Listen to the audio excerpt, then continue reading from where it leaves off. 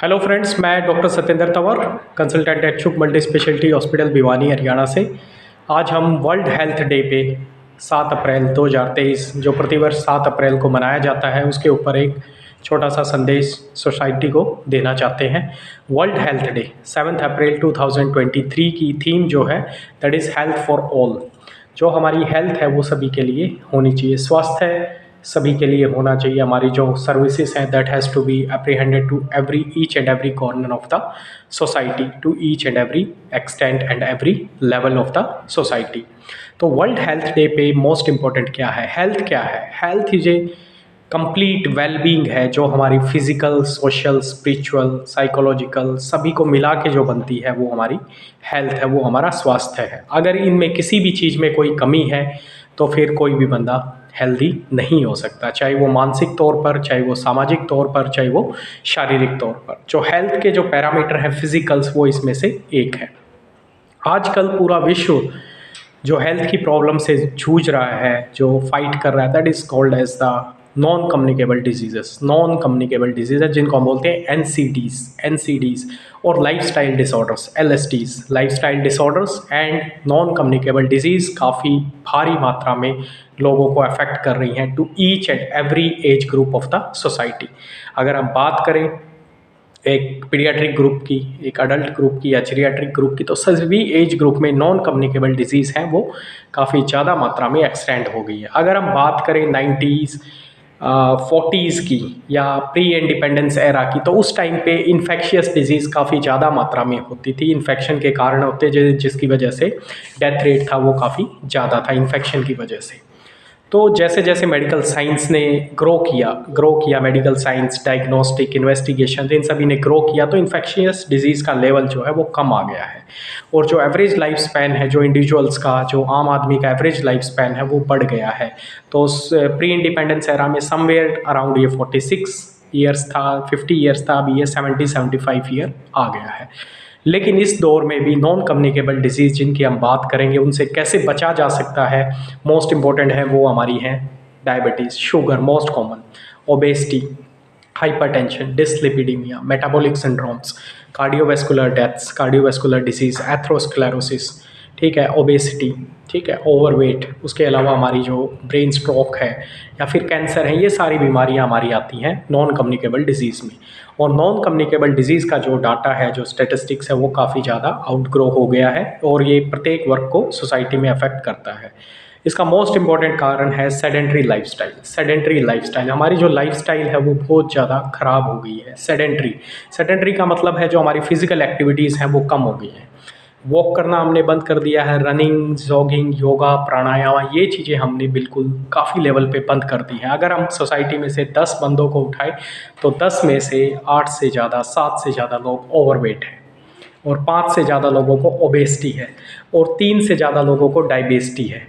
इन चीज़ों में फ़र्क है। ओवरवेट जिनका वजन शारीरिक वजन की अपेक्षा ज़्यादा है, ओबेसिटी जिनका वजन काफ़ी ज़्यादा है, लेवल सी बीएमआई बॉडी मास इंडेक्स है वो ज़्यादा है, डायबिटीज़, ओबेसिटी के साथ साथ शुगर भी है, मेटाबॉलिक सिंड्रोम, हर 6th पर्सन को, हर 10 में से 6 की हम बात करें तो वो मेटाबॉलिक सिंड्रोम से सफ़र कर रहा है। मेटाबॉलिक सिंड्रोम में हार्ट डिजीज़ आती हैं, कोलेस्ट्रॉल की बीमारियाँ आती हैं, शुगर आता है, लिपिड की, ये सारी बीमारियां उसके अंदर आती हैं। तो इनसे हम कैसे बच सकते हैं, सोसाइटी को कैसे बचाया जा सकता है? ऑन वर्ल्ड हेल्थ डे मैं एक छोटा सा मैसेज पास करना चाहूँगा। आप कितने भी बिजी रहें, whatever your, irrespective of your schedule, you have to spend at least 20 minutes per day.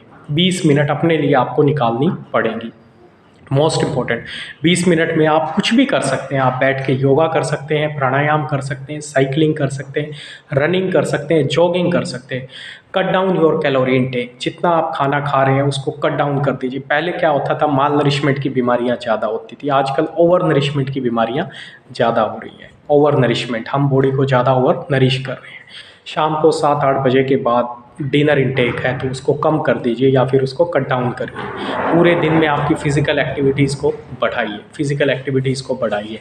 अगर आप छोटी सी जगह के लिए बाईसाइकिल या अगर आप मोटरसाइकिल लेके जा रहे हैं तो वहाँ पर वॉक करके जाइए। 1-2 किलोमीटर के लिए आप साइकिल लेके जा सकते हैं अगर आपके पास टाइम अवेलेबल है, लेकिन आपको अपने शरीर के लिए टाइम निकालना पड़ेगा। बिकॉज़ ये टाइम ही है जो आपके शरीर को मेंटेन कर सकता है। और फिज़िकल एक्टिविटीज़ का कोई भी सब्स्टिट्यूट नहीं है वर्ल्ड के अंदर। कोई कैप्सूल नहीं है, कोई टैबलेट नहीं है, कोई इसका इंजेक्शन नहीं है कि लोग सोचें कि भैया हम अपना वज़न टैबलेट लेके कम कर सकते हैं। या टैबलेट्स और ये कुछ दवाइयाँ होती हैं जिससे आप अपना वज़न थोड़े हद तक कम कर सकते हैं, plus along with your lifestyle और डाइटरी हैबिट्स को आपको चेंज करना ही पड़ेगा। तो ये सारे कम्बिनेशन से ही आप अपना ओवरऑल वज़न कम कर सकते हैं। और ये मोस्ट इम्पॉर्टेंट है, अगर आप अपना वज़न 10 किलो कम कर लेते हैं, अगर आपका वज़न आपके बॉडी वेट से ज़्यादा है, यूजुअली आपको पता करना आपका बॉडी वेट ज़्यादा है, जो लाइफस्टाइल डिसऑर्डर्स में मोस्ट इम्पॉर्टेंट है। Obesity is the biggest pandemic in the world, biggest silent pandemic in the world. I'll say biggest silent pandemic in the world is obesity. Obesity एक ऐसी बीमारी है जो साइलेंट एकदम से हार्ट की डिजीज़ कर देती है, एकदम से शुगर कर देती है। आप शुगर चेक करवाते हो 600-700 आपकी शुगर मिलती है, सडनली आपको हार्ट की बीमारी, स्ट्रोक हो जाता है, you are prone for cancer, multiple etcetera etcetera बीमारी जो नॉन कम्युनिकेबल डिजीज़ के अंदर आती हैं। और मैं एक छोटा सा एग्जांपल दूंगा, अगर एक नॉर्मल वेट का बंदा, अगर उसको खांसी जुकाम होता है, कुछ भी पेट की कोई भी दिक्कत होती है, तो अगर उसको ठीक होने में 3 दिन लगते हैं, तो वही एक मोटा आदमी है जो ओबेस है, तो उसको वही ठीक होने में 5 से 6 दिन लगते हैं। That is the difference. आप देखिए, एक डोज जो है वो ज़्यादा देनी पड़ती है ओबेस बंदे को, कंपेरेटिवली जो बॉडी वेट मेंटेन है उनको हमें कम डोज देनी पड़ती है। तो ये सारी चीज़ें मोस्ट इम्पॉर्टेंट आपको अपनी लाइफस्टाइल में चेंज करनी पड़ेगी। Weight, maintain your body weight, you can prolong your life 10 years extra. और जो बीमारियां 10 साल के बाद आने वाली हैं, आप उनको 20 साल आगे भेज सकते हैं। तो this all because of making change in the lifestyle. ये सारे लाइफस्टाइल डिसऑर्डर्स हैं जो पहले, अगर हम बात करें आज से 50 साल पहले, ये बुक के अंदर इनके नाम ही नहीं थे या कम थे, इनके स्टैटिस्टिक्स कम थे, जो आज सबसे आगे अग्रिम पहुंच गए हैं लाइफस्टाइल डिसऑर्डर्स।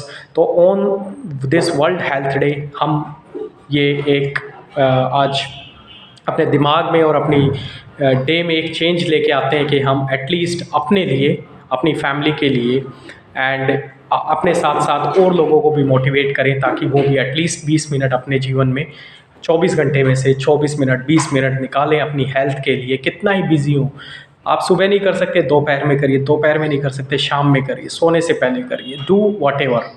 ज़्यादा एक्सरसाइज नहीं कर सकते, आपकी कैलोरी इंटेक को कम करिए, अपने फूड लाइफस्टाइल को चेंज करिए, आपको करना ही होगा। और इसका जीवन में कोई सब्स्टिट्यूट नहीं है। There is no substitute of hard work, there is no substitute of your physical activity, वो आपको करनी ही पड़ेगी। No one else can do for yourself. तो मैं doctor Satyendra Tanwar on this world health day आप सभी को इस लाइफस्टाइल बीमारियों के बारे में अवेयर किया और कैसे हम अपने आप को इससे बचा सकते हैं, अपने आप को स्वस्थ रख सकते हैं। सो किसी भी प्रकार की कोई क्वेरी है, डाउट्स, आप मुझे मैसेज कर सकते हैं। Any kind of health charts, any related to any issues, you can WhatsApp me, you can direct, you can subscribe my channel also, you will get health updates and all. So stay healthy, stay happy, okay, and add on 20 minutes per day of physical activity in your lifestyle and see the change everywhere, your physical level, psychological level, social level, spiritual, everywhere you will have the change. So thank you very much, keep connected, thank you, enjoy the day, happy World Health Day and stay healthy, stay happy.